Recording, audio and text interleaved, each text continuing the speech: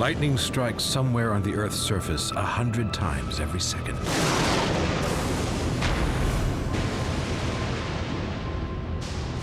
In the US alone, there are over 20 million lightning strikes every year, generating enough current to light 4 billion homes. Nothing can stop it.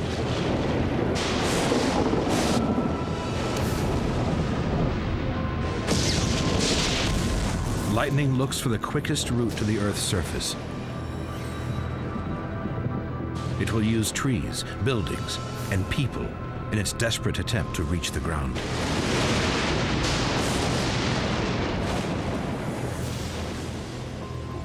Since record-keeping began in 1940, lightning has been responsible for over 8,000 deaths.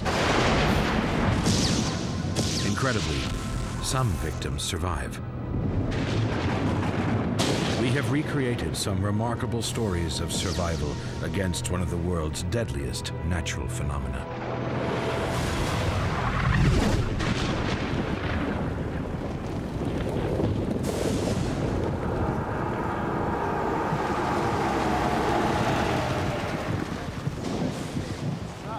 Scott Severn and Joe Swiderski were serving with the 438th Field Artillery Battalion, U.S. Army Reserve.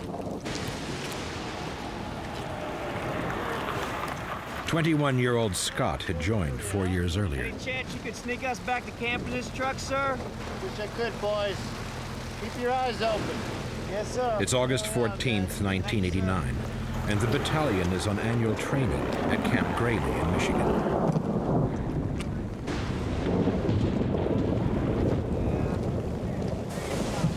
Scott and Joe Swiderski take up their sentry positions at the entrance to the camp's Tactical Operations Center. Take it easy. A storm has been brewing all day, and now it unleashes its full force on the camp. This type of weather is not unusual in Michigan, and the soldiers are used to it.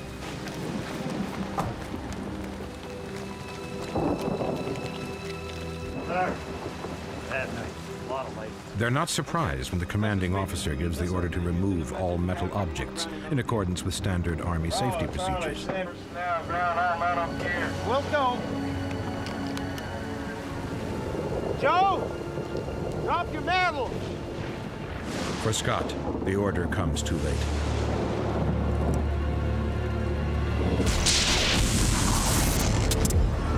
A bolt of lightning strikes him on the head, causing his poncho to melt and his dog tags to weld together.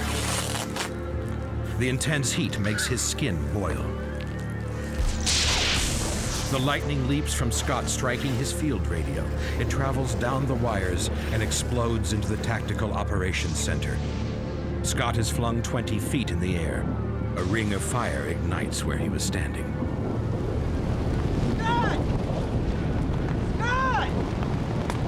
Joe Swiderski realizes something has happened, but all he can see are the flames. Scott has disappeared. Somebody help! He panics and runs for help. Well, come here, I need you two to go up to the battery and find out if there's any damage to the gun. All right, go.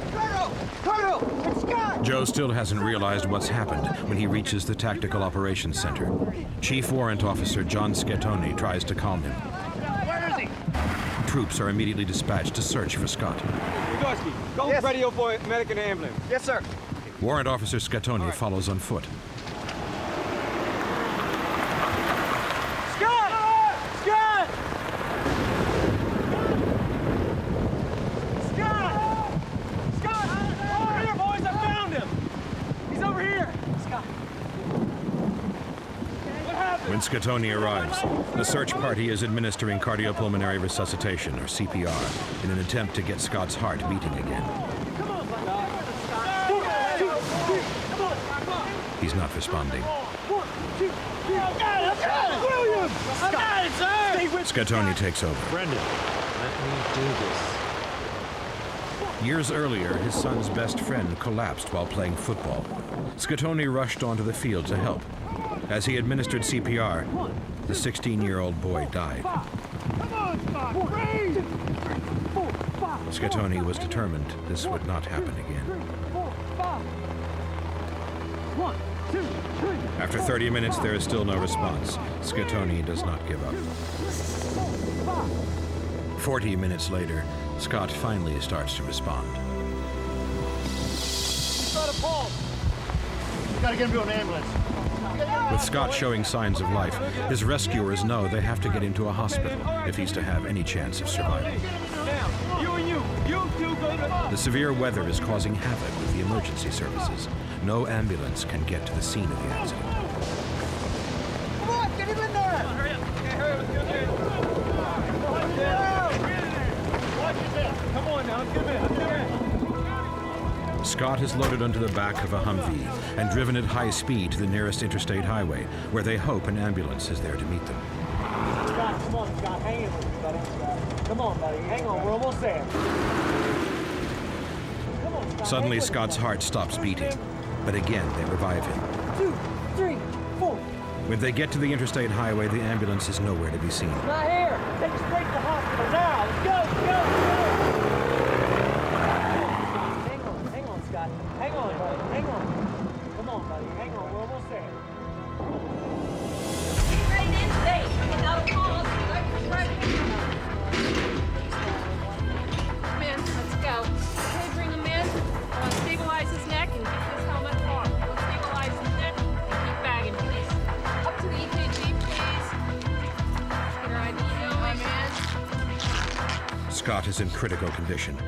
His eardrums have burst, and he's suffering third-degree burns over 30% of his body. All right. Our pulse is 57. With no sign of brain activity, it's beginning to look as if Scott is not going to make it. EEG shows no activity at all. Pulse is negligible. I think we need to get a hold of his family and see if he's a donor. The staff begins the grim task of preparing his death certificate. With Scott now at death's door, the Army insists on flying him to the University of Michigan Hospital, where more advanced facilities are available. On arrival, he's given less than a 5% chance of survival. His right leg has now become so swollen that the doctors fear his blood circulation could stop at any moment. They perform an emergency operation to relieve the pressure.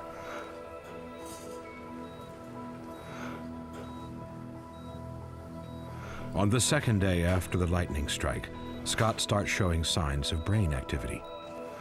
Miraculously, a scan shows a completely normal brainwave pattern. 4 days later, Scott briefly regains consciousness.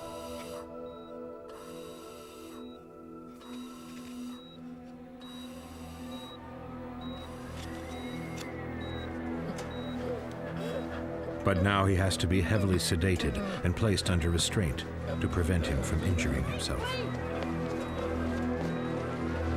Okay, take your full rails up. All right, you're in the hospital. We're going to be taking care of you. Here. Take it easy now. It's okay. Take it easy.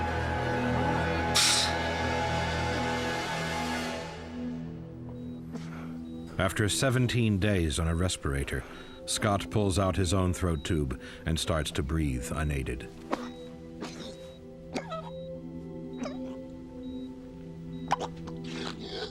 Start taking some of these things off of you. He is taken off drugs and begins an extensive course of physiotherapy. 3 months after being struck by lightning, Scott Severn is released from the hospital. I'm considered quadriplegic. I don't have any use of my legs. Both my hands are weak, my left being a lot weaker than my right. About the most annoying thing is probably a constant ringing in my ears. Both of my eardrums are blown out. One of them healed with scar tissue, and the other one was surgically repaired. Scott suffered the worst type of strike. His body took the full impact of the lightning bolt. The lightning was a direct hit. It went in my helmet right here. Entered behind my ear, went down. A lot of it goes across the surface of the body. Some of the electricity would go down through the nerves.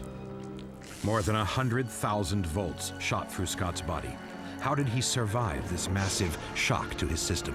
One of the reasons that people think that lightning is going to just turn the person into a little pile of ashes is because there is so much tremendous energy, voltage, and amperage with lightning. However, the physics of lightning is tremendously different than high voltage. If you're holding onto a high voltage line and got the same apparent voltage and amperage, yes, you probably would be burned tremendously.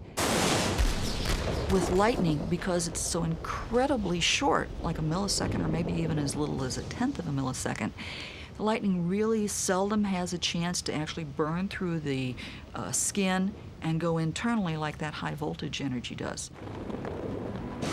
Although lightning usually travels too fast to burn the internal organs, the huge charge of electricity can still be a killer.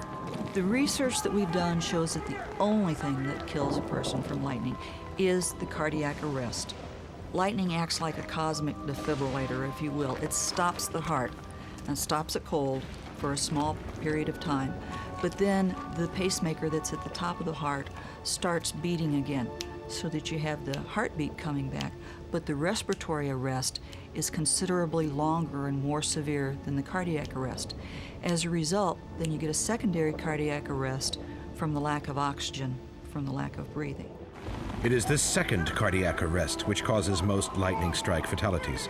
When the heart stops, it is essential to resuscitate the victim as quickly as possible. Lives have been lost because of the mistaken belief that the victim is still electrically charged. CPR should be started immediately and must be kept up for at least 45 minutes, even if there is no sign of life. The heart can be still for over half an hour and then suddenly start again. One of the officers, John Scatone, said that he looked at me and saw his son somehow and would not give up. There's many things that we don't understand about the cardiac arrest with lightning, so that I would continue to resuscitate the person. Generally, though, anyone who's had a prolonged period of cardiac arrest like that is going to end up with permanent damage. And Scott was just particularly lucky that he didn't have permanent nerve or brain damage as a result of his prolonged arrest. Scott's case is unusual. The lightning did not permanently damage his nervous system, and scientists still cannot explain why he is unable to walk. Confusion and amnesia tend to be the most common symptoms suffered by people who've been hit by lightning. Victims rarely remember the moment they're hit. Sometimes whole sections of their lives are erased from their memory. Physical effects include cataracts, blindness, deafness, and permanent nerve damage. It is also thought that lightning strike victims may be susceptible to infections, heart problems, and even cancer brought on by damage to the immune system.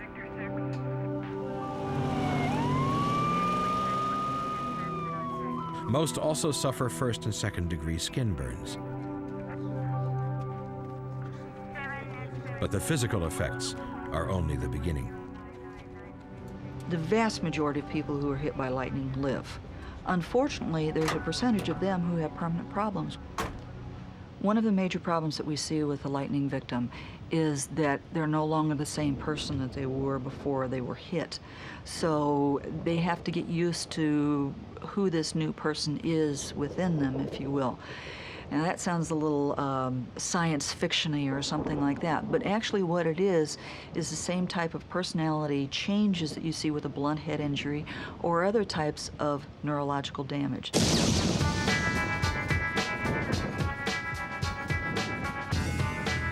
It's Friday, July 7th, 1995.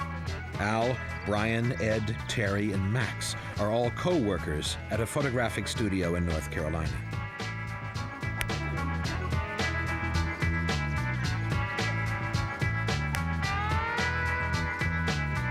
Yes, all right. Enjoy the stay at the beach there, yeah. Run for your money, man. Oh, nice. Golf is a sport they all love, as much for the camaraderie as the game itself. Very nice. Oh, yeah, I hear you, Max. Yeah, sweet shot. Where in the world did you pull that one out of? Their golf games are highly competitive, and they usually prove a healthier option than the local bar. Oh, no, see, that's how you do it. Right. No. Max and Terry are old friends, and both are keen to win.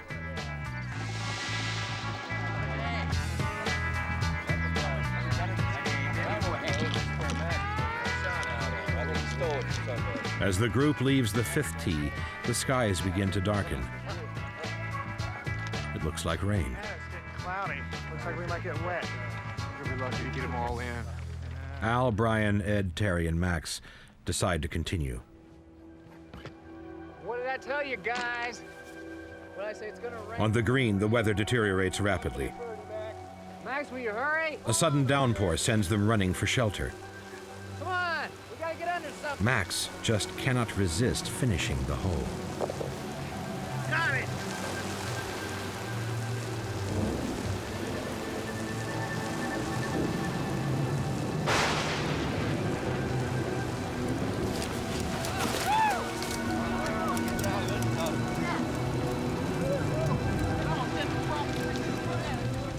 The only refuge is a wooden hut on the golf course. Max stands next to Terry in the doorway.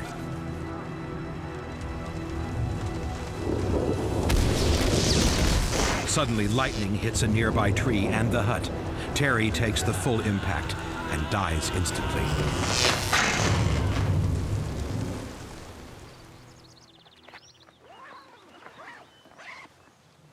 How's he doing, Jack? Okay, he's breathing but still unconscious. Ready? 1, 2, 3. Max is severely injured. The others are in shock. What happened? Hey, hold on, man. You've been in an accident. Try to relax. When Max is told of Terry's death, his immediate reaction is that he's had a very lucky escape.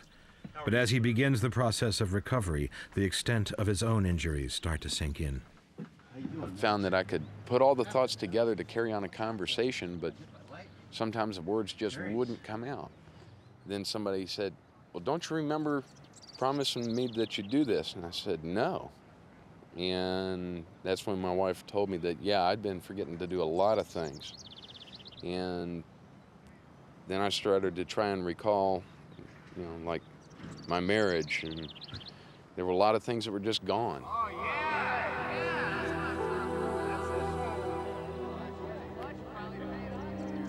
Until recently, lightning victims in ER would only be treated for their physical injuries.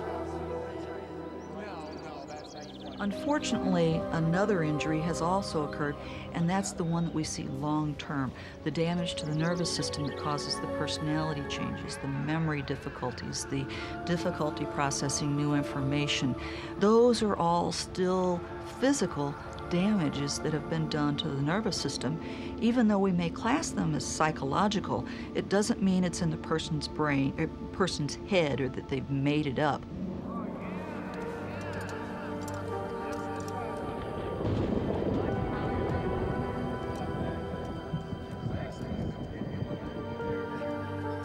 He's walking, he's talking, he must be okay. He's a bit irritable, you know, just give him a little bit of space, he'll be all right. And, you know, oh, well, he forgot something, ha. Again, people just don't understand, just because I can walk and I can talk doesn't mean that I'm the same person that I was 250 milliseconds ago. I'm not the same person I was. They don't look like stroke patients. They don't look like people who have developed Alzheimer's disease. So it's subtle compared to those conditions, but it is a physical problem. That is, something's happened to the brain. It's gonna pour. The worst symptoms, from the patient's point of view, are the emotional ones. The feeling that they're not quite right, they can't manage, and they feel a great sense of loss. They feel incompetent, and that can be the most debilitating thing from the patient's point of view. If there's one thing I wish I could do, would be to remember things, you know, to remember the little moments in life, because they're gone.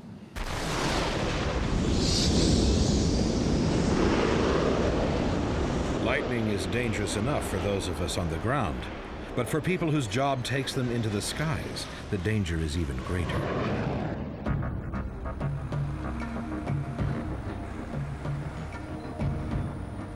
Every civilian aircraft is struck by lightning on average twice a year. But for military aircraft flying in restricted air paths and at low altitudes, the strike rate is far higher. Normally, when lightning strikes an aircraft, the charge dissipates harmlessly through the metal skin, but not always. In the United States Air Force, the most sophisticated and powerful fighting force ever assembled, even the mighty F-16 fighter is not immune from this attack.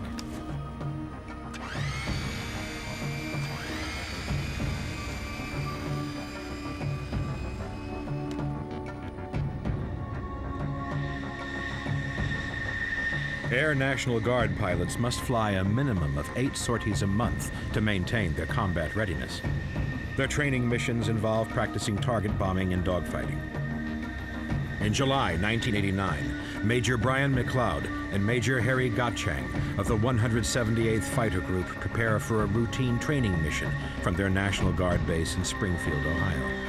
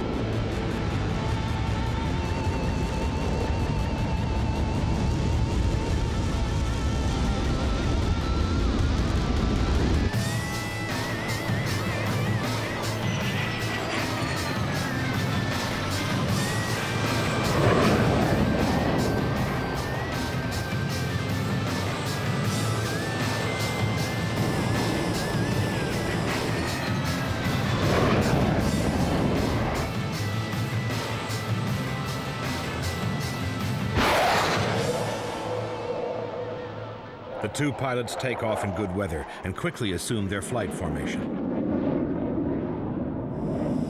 They complete their mission and head back to base.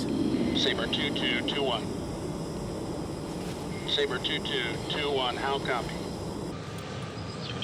Air traffic control radios Harry and Brian, warning them that a weather front is moving into the area, bringing a low cloud formation with it. The situation is changing rapidly. Sabre 2-1, be advised we have a ceiling of 800 feet. Tower Sabre 2-1, turning a 5-mile visual straight in. Sabre 2-1. The usual dual landing, where both planes land in tandem, is now out of the question. Both pilots must now break off from the formation and land their aircraft individually. Brian goes into land first. He splits from Harry and begins his final descent.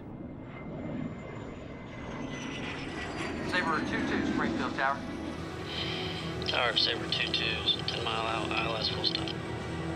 Suddenly, from out of the clouds, a bolt of lightning cuts through the sky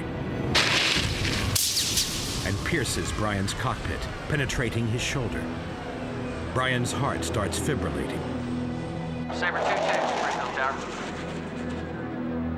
Sabre 2-2, Springfield Tower. Air traffic control radios for confirmation of position, but Brian is too weak to respond. Barely conscious, he cries for help. Harry. Brian? The first inclination I had that there was a problem was when Brian called me on our auxiliary radio. Say again, Brian. This is Harry. What is your position off steer point 5? Harry. I said, Brian, what's going on? No response. I then asked the air traffic controllers if they could give me a radar vector towards his position. Roger that.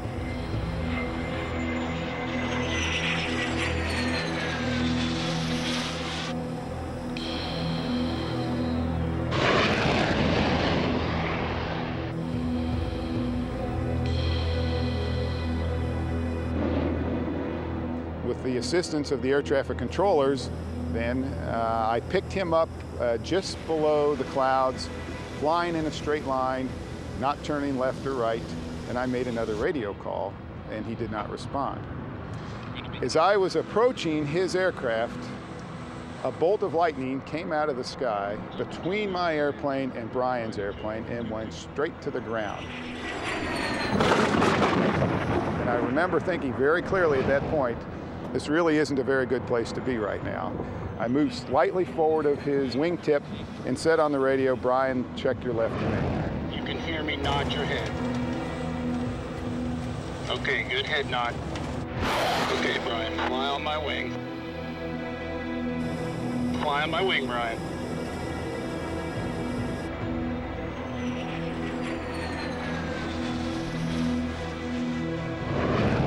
As Harry leads Brian back to the airbase, rescue crews are scrambled. No one is sure if Brian has enough strength left to land his aircraft. We got the air traffic controllers to give us a turn back towards the base. When it came time to lower the landing gear, I looked over at Brian and said, "Are you ready to put the landing gear down?" Stay on my wing. Stay on my wing, Brian. I'm going to take you to the approach end of the runway. When you're in a position to land your airplane. Struggling to control the aircraft, Brian begins his final approach. You got it? As his plane starts to touch down, Harry peels away from the runway. Go ahead and land.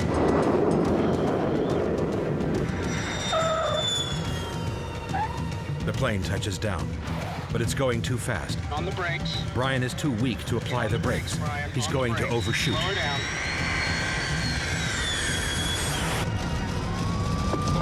Ground crash 7, clear of 1533, so I won't be able to cross, so call always ready. On the brakes. Get on the brakes, Brian, on the brakes. Slow her down. With no runway left and the rescue crews in pursuit, Brian summons all his strength. Slow her down.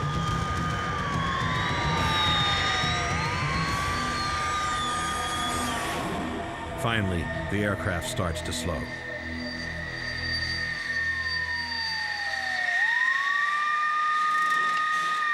Good job, buddy.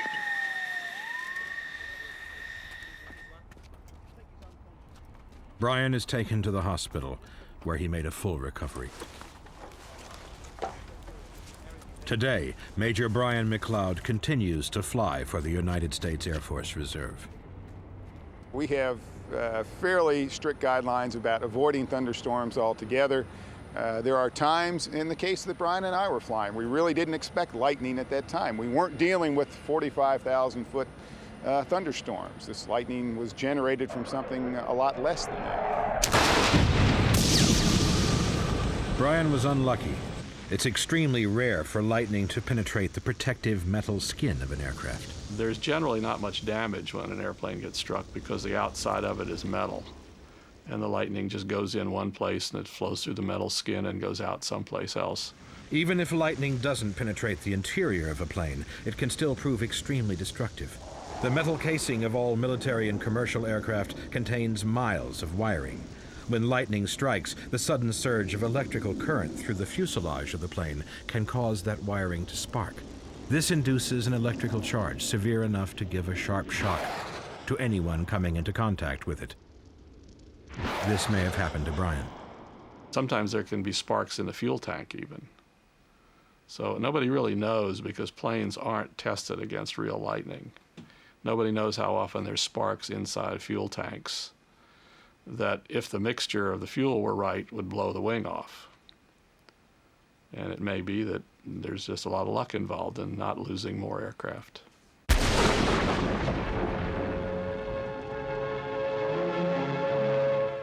4 minutes after taking off from Montreal in a driving storm, a Canadian 4-engine jet plunged to earth and burned.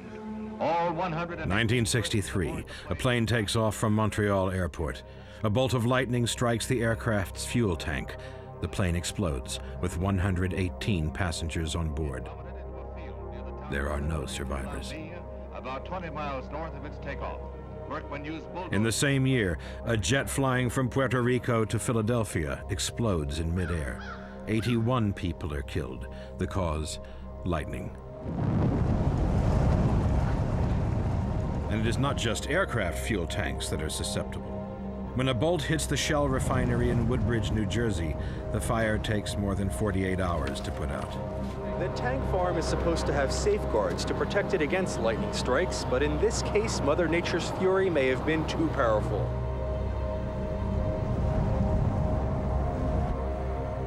July 1984, the Texaco oil refinery in Milford Haven in Wales blows up.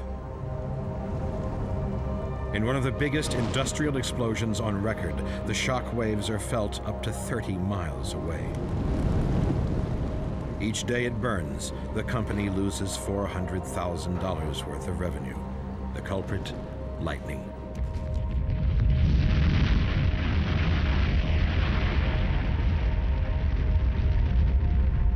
The town of Jerunka, Egypt. A single bolt starts a fire in an oil refinery, which spreads rapidly to the nearby town and quickly gets out of control, destroying vehicles, homes, and offices.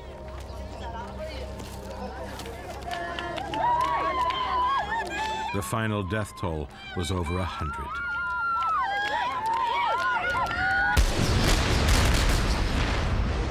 Even a forest warmed by the sun can quickly become a natural tinderbox, as lethal in its own way as any oil refinery. In 1993, lightning strikes a tree on Storm King Mountain, Colorado. The fire spreads quickly. People are used to forest fires in these parts, but this one is different. Fanned by winds, it rapidly gets out of control. Desperate to save lives and property, a team of firefighters tries to fight back the flames. 12 of them die in the attempt.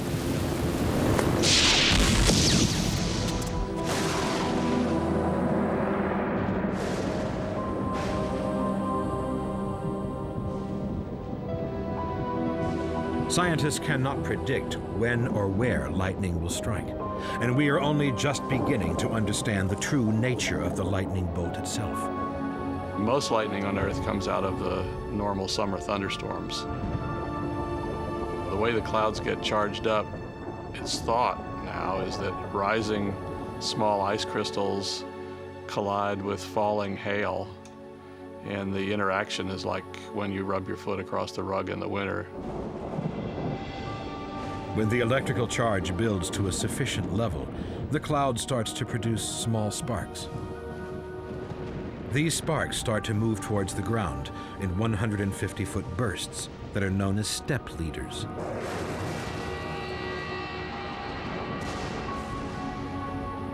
With each burst, more electrical charge drains out of the cloud and into the front of the bolt.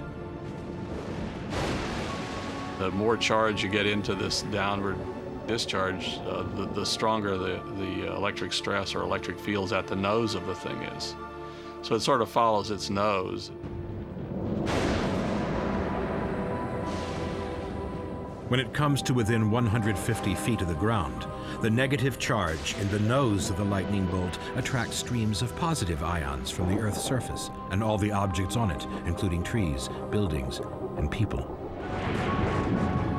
Now, it must strike. When one upward discharge meets one branch, that determines the path that the lightning is going to take to ground. And then all the charge in the leader is dumped through that one path, making the big current at the ground and the very loud boom of the thunder you hear. The whole trip from the cloud to the ground takes maybe 20 or 30 thousandths of a second.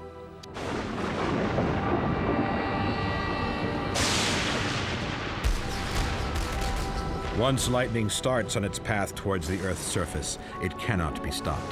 It must now strike. This can happen in a number of ways. It can hit the ground directly, forcing its current outwards from the point of impact.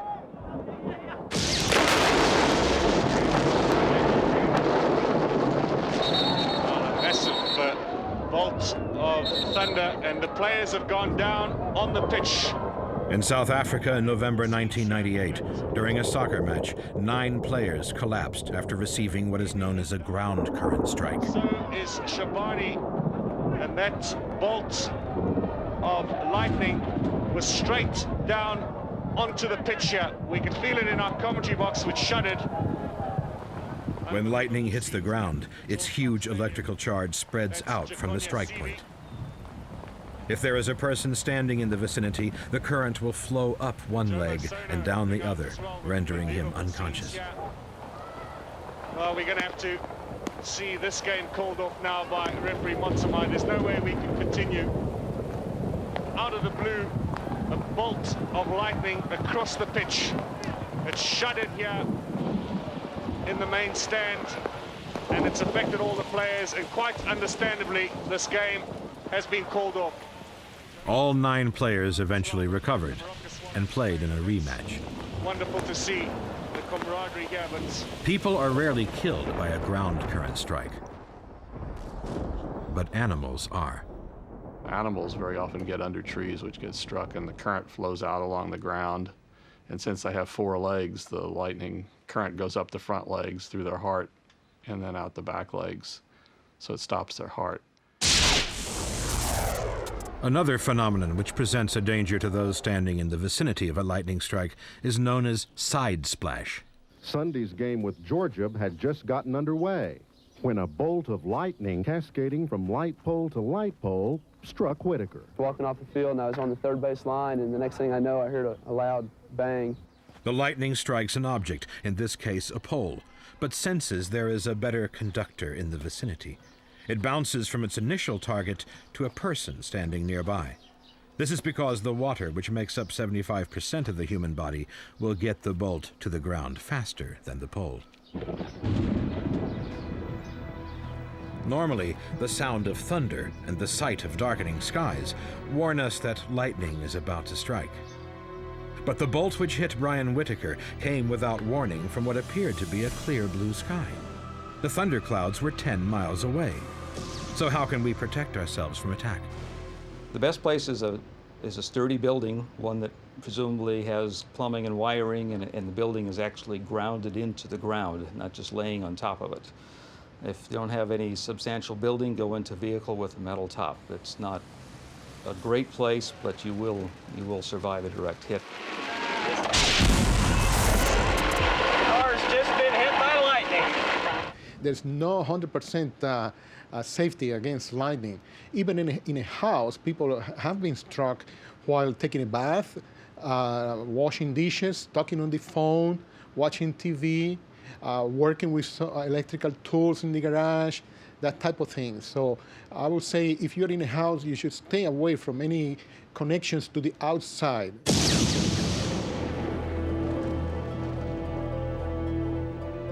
In Illinois, young Nathan Loyett was to discover this for himself.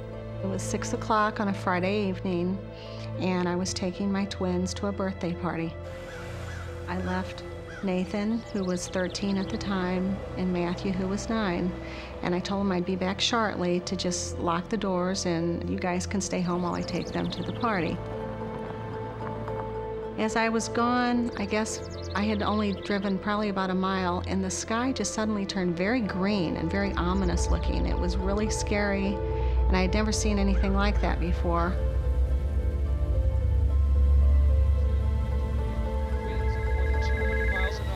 So I called him on my car phone, and Nathan answered. Hello? Yes, it is. I said, Nathan, get to the basement. It looks like there's going to be a tornado. I'll be home as quickly as I can, but take Matthew and go downstairs. He said, can I go in the garage and get the cats? Okay, but what about I thought he just wanted to check on them and see if they were okay. He really meant he wanted to bring them in the house, in the basement with him. Okay, I'll try. I love you. Bye. Let's go. Mom says we've got to go in the basement now. Come on. But I don't want to go in the basement. But there's a storm coming, and Mom says we have to. I don't want to watch TV. We'll watch TV later. Let's go. Just stop your grumbling. We have to do what Mom says, so let's just do it. I'm getting tired of you, so you just sit right here while I go get the cat.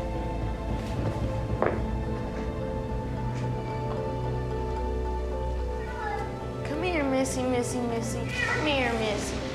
Come here, Missy, Missy, Missy. Yes, good cat.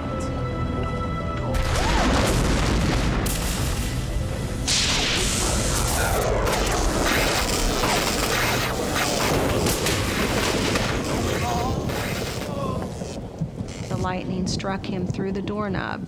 It traveled up his right arm, it went across his chest, and exited his left shoulder.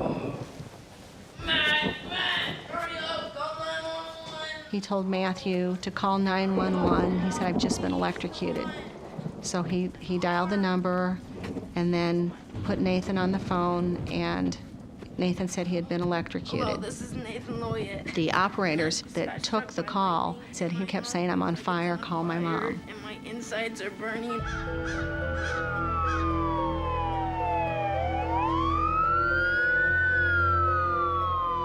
At first, I think they may have thought it was a prank phone call, but they did send an ambulance. I called the boys. Matthew answered the phone, and he said Nathan was electrocuted. He was struck by lightning.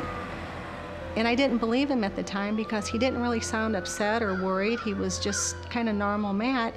And I said, well, let me talk to the paramedics. So Dave Barton got on the phone, who was a friend of ours. He said, Nathan appears to have been struck by lightning. We're going to the hospital, just meet us there.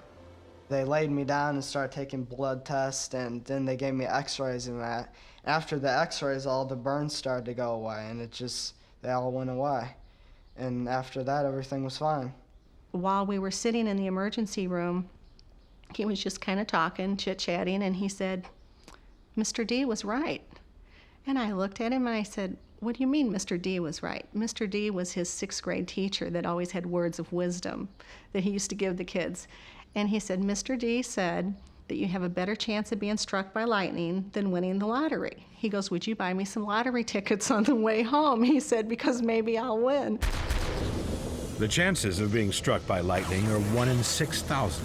The chances of being hit twice are greater than 1 in 3 billion. A third strike should be a statistical impossibility. The day of my first strike was September 15th, 1983. I worked in a preschool and I had been at work that morning. I got off about 1 o'clock and headed on to the post office to mail some parcels. I got there, it had been raining very hard in the morning, but it had stopped and looked like it was going to start again. And I thought I'd better hurry up and go before the rain comes again.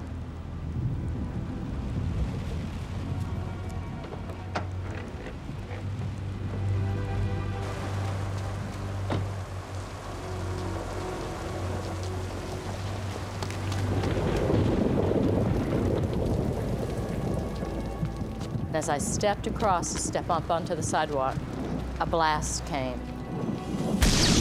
At that point, I was knocked down, but I didn't realize it at the time. I felt myself falling, but I thought I had caught myself, and only later did I realize I did not catch myself, and I had been picked up and thrown to the concrete by the lightning. It was a terrible blast. I felt like somebody had thrown a hand grenade in my face.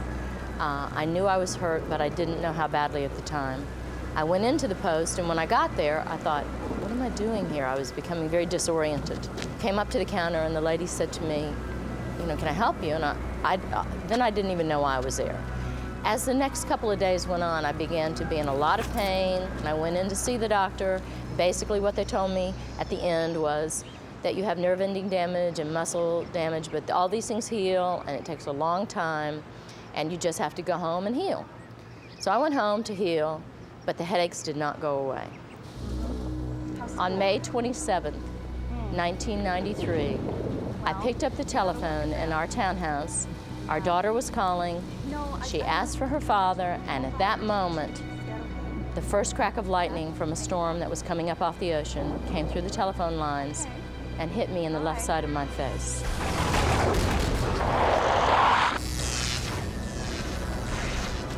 And I thought, oh God, not again. I can't live through this again. More than anything, I was afraid. I was afraid that all the work that I had done in 10 years to become a normal human being again, to get my memory back and to excel at anything, was now going to be lost.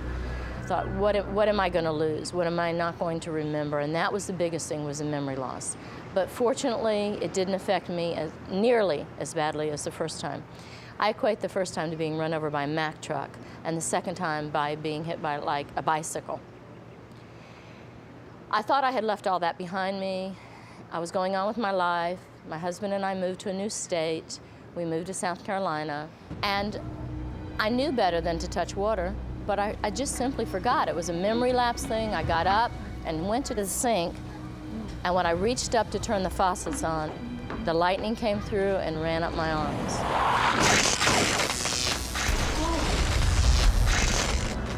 This time was different. This time I felt pain immediately. My arms felt like they were on fire. I heard this popping noise, which I thought was the light above my head breaking. I looked up, it did not. And I thought, what in the world is that noise? I looked around to see if anything had broken, it had not. And then I looked down at my arms. My arms looked like a werewolf's arms. The hair was standing up, my fingers were curled, they were burning, and I just thought, I've got to get cooled down. And I turned and went to my freezer, opened the top of my refrigerator into the freezer area, and leaned my upper body and my arms into the freezer. I've been struck 3 separate ways. I'm not the only person who's been struck multiple times. A forest ranger was struck 8 times. He finally blew his brains out because he couldn't take the pain anymore. Despite the phenomenal odds against it, there are people who've been struck by lightning several times. Is it bad luck, simply a case of being in the wrong place at the wrong time? There's been a couple of people who have been hit more than once. Each case is an isolated, separate event. They just were in the wrong place more than once. Since we have quite a few people who are victims of lightning, inevitably somebody's going to be in the wrong place. But Dr. Hushang Hushmand of the Neurological Pain Center in Florida believes that being hit once makes a person more susceptible to being hit a second time. He uses an infrared camera to photograph his patient's body temperature. The hottest areas are red. In a healthy person, the red areas would be symmetrical. In the infrared photographs of Linda, they are asymmetrical. Dr. Hushman believes these asymmetrical red areas show where Linda was struck by lightning. The area that has been hit and the electricity has gone through the skin in that area, it has paralyzed the nerves in the wall of blood vessels in that area. So those blood vessels cannot constrict when they are exposed to cool weather. As a result, that area is hot compared to the surrounding area of the skin that's cold. This is just like a hole in a radiator, leaking the heat out, and the blood vessels that are normal surrounding it are compensating for it by keeping it cold. In these red areas, Hushman believes the skin's natural resistance to electrical charge has been greatly reduced. And this actually increases the likelihood that people who have been hit by lightning once will be struck again. Those areas of the body are like gates or open holes of no resistance of the skin. As if you are in a field of electromagnetic field, you're supposed to have your suit, a protective suit, and the suit has got a hole in it. Well, it goes right through that hole and kills you.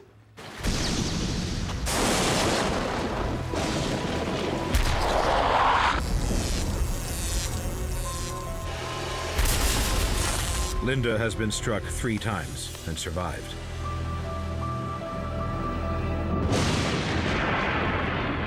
If Dr. Hushmand is right, her chances of being hit again are high. And Linda knows it. I'm very leery of it, I'm very afraid of it, and I'm very respectful of lightning. I don't intend to put myself in any kind of a situation where it might be attracted to me again. I plan to stay away from water, electricity, telephones, televisions, boats, golf clubs, farming equipment, anything during any type of a gray cloud. It strikes out of the blue. It can kill, maim, and destroy. I'm absolutely terrified. I've been reduced to trembling like a scolded dog. I'm absolutely petrified. No one is completely safe from lightning's lethal power. Our home has been struck on the outside. The phone lines have been struck 3 separate times coming into our house. Lightning knows no master and obeys only one rule: to find the path of least resistance to Earth. Anyone unlucky enough to be in its way can be permanently damaged. When I tell them I was struck by lightning, they say, wow, you're lucky to be alive. And I say, well, lucky, I was struck by lightning, what are the chances of that happening? So, can't be all that lucky.